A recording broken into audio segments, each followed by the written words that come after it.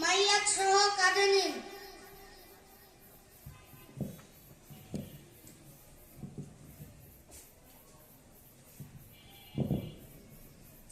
أشهد أن لا إله إلا الله وأشهد أن محمدا عبده ورسوله প্রতি 10 কদম পর পর প্রত্যেক পায়ের দিক থেকে একজন একজন করে পরিবর্তন হন।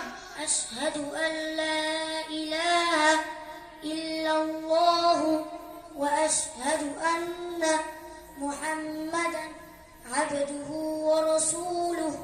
খাটটিকে কবরের পাশে নিয়ে আসুন। দুইজন ব্যক্তি কবরে প্রবেশ করুন, একজন পায়ের দিকে, অন্যজন মাথার দিকে। মাইয়াতকে ডান কাত করে রাখুন।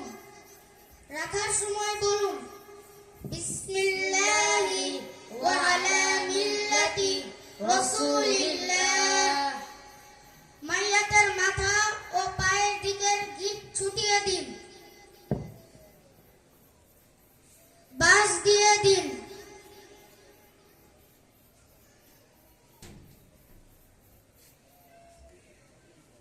চাটাই দিন।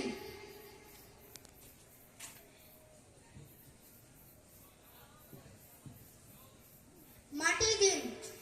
মাটি দেওয়ার সময় বলুন মিনহা খলাকনাকুম ওয়া ফিহা নুঈদুকুম ওয়া মিনহা নুখরিজুকুম তারাতান উখরা।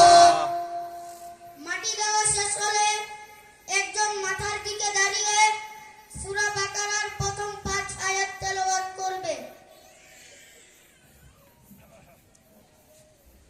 আউযু বিল্লাহি মিনাশ শাইতানির রাজীম।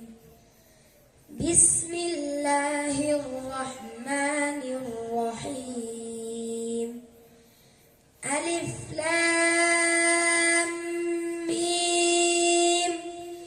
যালিকাল কিতাবু লা রাইবা ফীহি হুদাল লিল মুত্তাকিন الذين يؤمنون بالغيب ويقيمون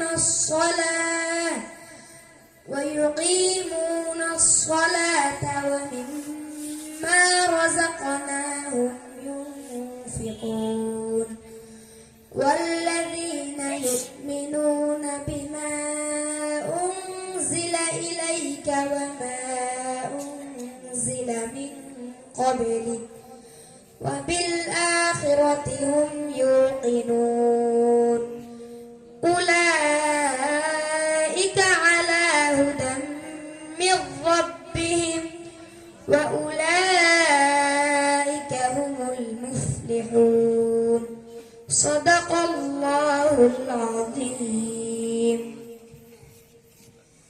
একজন পায়ের দিকে দাঁড়িয়ে সূরা বাকারার 285 নং আয়াতটি তেলাওয়াত করবে। আউযু বিল্লাহি মিনাশ শাইতানির রাজীম। বিসমিল্লাহির রাহমানির রাহিম। আমানা আর-রাসূলু বিমা